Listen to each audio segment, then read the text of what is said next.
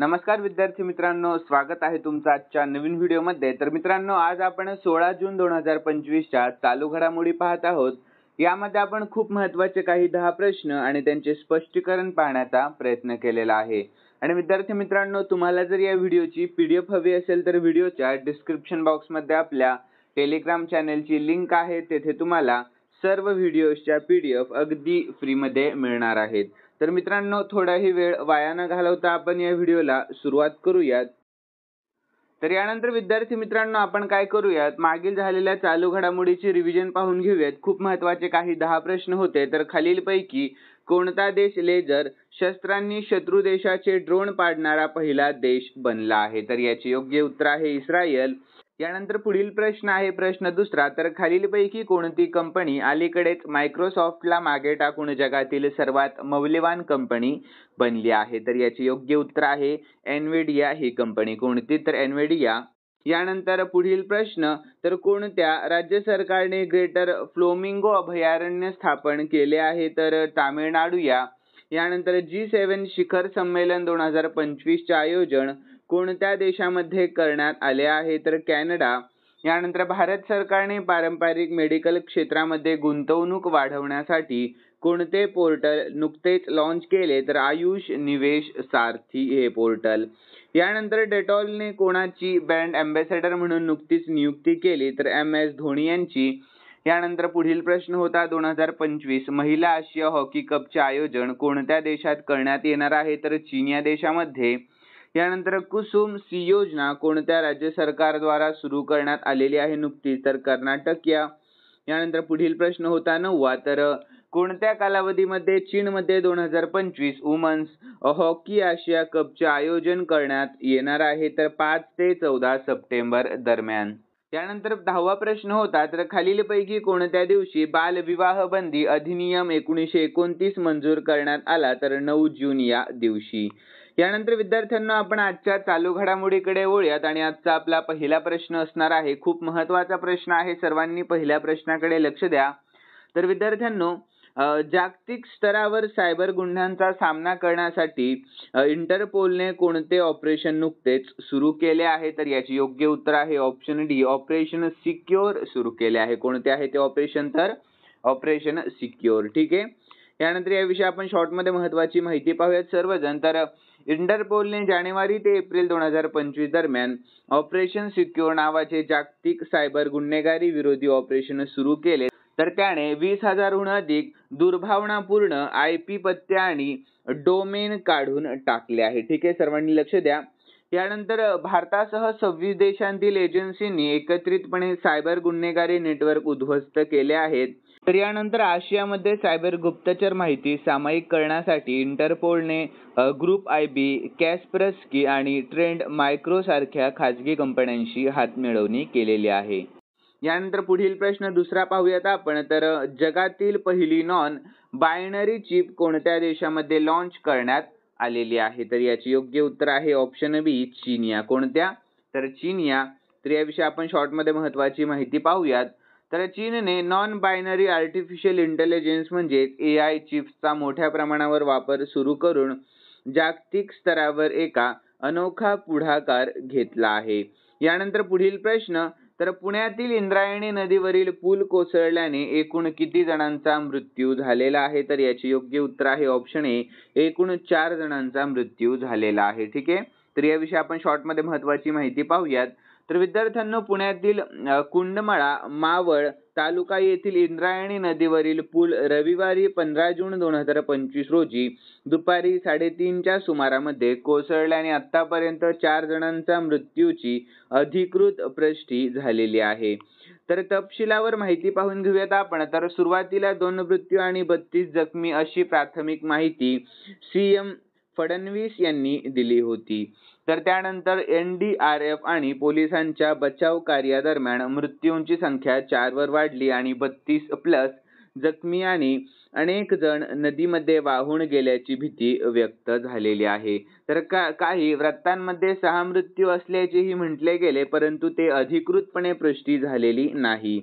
यानंतर थोडक्यामध्ये आपण पाहून घेऊया। तर घटना आकडेवारी तर तारीख 15 जून 2025 रविवारी मृत संख्या आहे 4 जणांची आणि जखमी अंदाजे 32 ते 51 जण, त्यामध्ये गंभीर परिस्थितीतील लोक देखील आहेत आणि वाहून गेलेले काही लोकांची अद्याप सापडण्याची शक्यता आहे. यानंतर पुढील प्रश्न तर चौथा आहे, तर अलीकडेच प्रसिद्ध झालेल्या लिंगभेद निर्देशांक 2025 मध्ये आपल्या भारताला कोणते स्थान देण्यात आले आहे? तर याचे योग्य उत्तर आहे ऑप्शन डी. आपल्या भारताला 131वे स्थान देण्यात आले आहे. कितवे स्थान आहे? तर 131वे स्थान. तर याविषयी आपण शॉर्टमध्ये महत्त्वाची माहिती पाहूयात. तर वर्ल्ड इकॉनॉमिक फोरम म्हणजे WEF ने जारी केलेल्या 2025च्या ग्लोबल जेंडर गॅप रिपोर्ट्समध्ये आपला भारत देश 148 देशांपैकी 131व्या क्रमांकावर आहे, जो त्याच्या मागील स्थानांपेक्षा 2 स्थानांनी घसरलेला दिसून आला. तर विद्यार्थ्यांनो, जागतिक लिंगभेद अहवालाची 19वी आवृत्ती WEF ने जून 2025 मध्ये प्रसिद्ध केली. तर 148 देशांपैकी भारत 2 स्थानांनी घसरून 131व्या स्थानावर आलेला आहे. तर टॉप 5 देश आपण या ठिकाणी पाहून घेऊया. तर आइसलँड आहे पहिल्या क्रमांकावर, फिनलंड, नॉर्वे, UK आणि न्यूझीलंड. ठीक आहे, लक्षात ठेवा. यानंतर पुढील प्रश्न आहे 5वा. तर विद्यार्थ्यांनो, अमेरिकन मेडिकल असोसिएशनचे पहिले भारतीय अध्यक्ष म्हणून नुकतीच कोणाची नियुक्ती करण्यात आलेली आहे? तर याचे योग्य उत्तर आहे ऑप्शन बी. डॉक्टर श्रीनिवास मुक्कमल्ला यांची नियुक्ती करण्यात आलेली आहे. तर याविषयी आपण शॉर्टमध्ये महत्त्वाची माहिती पाहूयात सर्वजण. तर अमेरिकन मेडिकल असोसिएशनच्या 178व्या वर्षाच्या इतिहासामध्ये प्रथमच भारतीय वंशाच्या व्यक्तीने संस्थेची जबाबदारी स्वीकारलेली आहे. तर अमेरिकन मेडिकल असोसिएशनच्या अध्यक्षपदी डॉक्टर श्रीनिवास मुक्कमल्ला यांची निवड करण्यात आलेली आहे. तर विद्यार्थ्यांनो, लोक त्यांना प्रेमाने बॉबी मुक्कमल्ला असेही म्हणतात. यानंतर पुढील प्रश्न 6वा पाहूया. तर संयुक्त अरब अमिरातीमध्ये झालेल्या IIHF महिला आशिया कप 2025 मध्ये आपल्या भारताने कोणते पदक जिंकले आहे? तर याचे योग्य उत्तर आहे ऑप्शन सी. आपल्या भारताने कांस्य पदक जिंकले आहे. कोणते पदक? तर कांस्य पदक.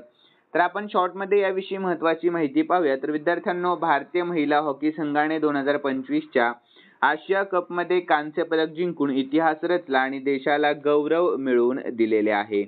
यानंतर पुढील प्रश्न 7वा पाहूया. तर सांस्कृतिक योगदानासाठी रशियाचा दोस्तोव्स्की स्टार पुरस्कार नुकताच कोणाला देण्यात आला? तर याचे योग्य उत्तर आहे ऑप्शन ए.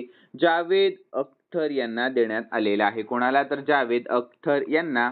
तर याविषयी आपण शॉर्टमध्ये महत्त्वाची माहिती पाहूयात.